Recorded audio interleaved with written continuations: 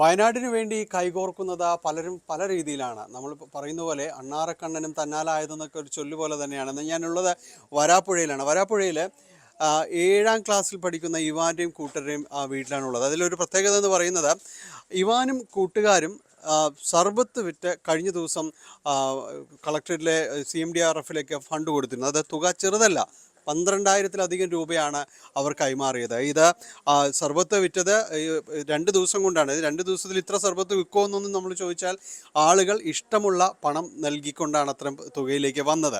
അത് ഇന്നിപ്പോൾ നമ്മൾക്ക് വേണ്ടി വരുന്നത് കൊണ്ട് നമ്മൾക്ക് വേണ്ടി സർബത്തൊക്കെ കലക്കി ഇവാൻ വെച്ചിട്ടുണ്ട്. അപ്പോൾ ഇതിനേക്കാൾ നന്നായിട്ട് ഇവിടെ സർബത്ത് നന്നായിട്ട് കൊടുത്തു. ഒരു കൂട്ടുകാരെ 7ാം ക്ലാസ്സിൽ പഠിക്കുന്ന ഇവാൻ, ഒപ്പം തന്നെ അവൻ്റെ സുഹൃത്തുക്കൾ, ഇവരെല്ലാവരുമാണ് ഇതിൽ സഹായമായിട്ട് നിന്നത്. ആളുകൾ ഇഷ്ടമുള്ള പണം നൽകി ഇവാൻ്റെ ഒപ്പം തന്നെ അത് സഹകരിക്കുകയും ചെയ്തു. ഇവാന് ഇതാദ്യമായി നല്ലൊരു ഫുട്ബോൾ താരമാണ്.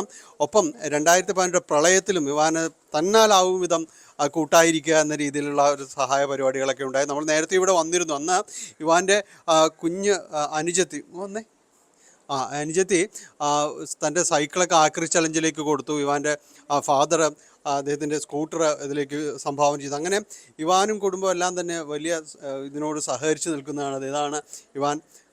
കൂട്ടുകാരുടെ പേര് എങ്ങനെ? Alvin, Ryan. ഏത് ക്ലാസ്സിലാണ്? 4ാം ക്ലാസ്. ഇവർ രണ്ടുപേരും 7ാം ക്ലാസ്സിൽ.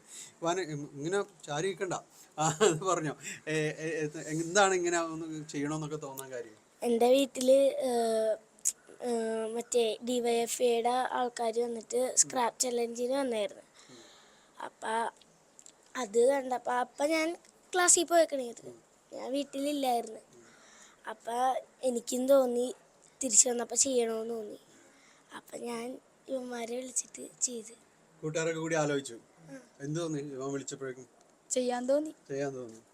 വാർത്തയിലൊക്കെ അങ്ങനെ കണ്ടപ്പോൾ സങ്കടം. അപ്പം പിന്നെ ഇവൻ വന്ന് വിളിച്ചപ്പോൾ ചെയ്യാന്ന് പറഞ്ഞു. നമ്മളെ പോലെ തന്നെ കൂട്ടുകാരെല്ലാം അവിടെയും സങ്കടം കാണുന്നു. എന്തുണ്ടായിരുന്നു? സങ്കടം തോന്നി. ഇവൻ വിളിച്ചോണ്ട് ചെന്ന് ഇത്രയും പൈസ ഒക്കെ കിട്ടിയപ്പോഴേക്കും വലിയ സന്തോഷമായോ? കൊടുക്കാൻ കളക്ടർക്കല്ലേ കൊടുത്തത്? ജില്ലാ കളക്ടർക്ക് അല്ലേ? ഇതിനകത്താണ് ഫോട്ടോകള്. എന്ത് പറഞ്ഞു കളക്ടർ അവിടെ ചെന്നപ്പോഴേക്കും? കളക്ടർ കൺഗ്രാജ് ചെയ്ത് പിന്നെ പറഞ്ഞ് ഇനി ചെയ്യരുത്, അല്ലാണ്ട് വെച്ചാല് ബാലവേലയായിട്ട് ചെയ്യരുത്. അങ്ങനെ ആരെങ്കിലും ഒക്കെ പറഞ്ഞാലോ? ഇതാ മനോജ്, ഇതാണ് കളക്ടർ.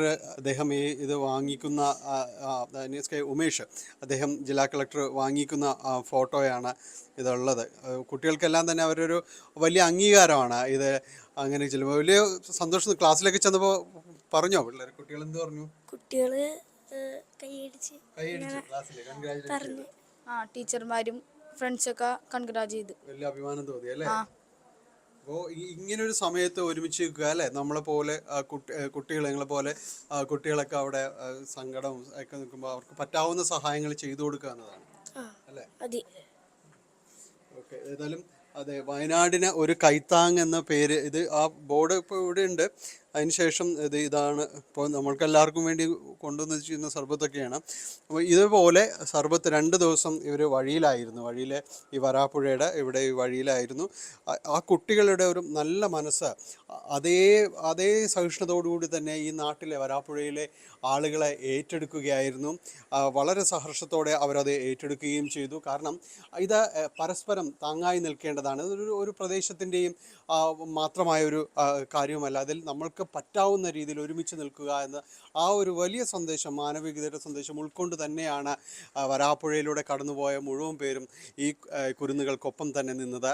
അതുകൊണ്ടാണ് വലിയ രീതിയിൽ ഏതാണ്ട് 12,000-ലധികം രൂപ അവർക്ക് സംഭാവനയായി നൽകാൻ കഴിഞ്ഞത്. ആവശ്യമെങ്കിൽ ഇനിയും ഞങ്ങളിത് ഇതുപോലെ നിൽക്കാൻ തയ്യാറാണെന്നെല്ലാം തന്നെ കുട്ടികൾ പറയുണ്ടായിരുന്നു. എന്തായാലും വലിയ സന്തോഷത്തോടു കൂടിയാണ് ന്യൂസ് 18 ഈ കുരുന്നുകളെ പ്രേക്ഷകർക്ക് പരിചയപ്പെടുന്നത്. ഇതുപോലുള്ള ഒരുപാട് പേർ ചേരുമ്പോൾ നമ്മൾ ഒരിക്കലും തോറ്റുപോകുന്നവരല്ല, ഒരു കാലത്തും ഒറ്റപ്പെട്ടു പോകുന്നവരല്ല. പരസ്പരം താങ്ങായി നിൽക്കുകയാണ്. ഇതുപോലൊരു നാടുണ്ട്, ഇതുപോലെ കുറേ മനുഷ്യരുണ്ടെന്ന് വലിയ സന്തോഷത്തോടു കൂടി വിളിച്ചു പറയുകയാണ്. ക്യാമറമാൻ മനോജിനൊപ്പം ഡാനി പോൾ, ന്യൂസ് 18.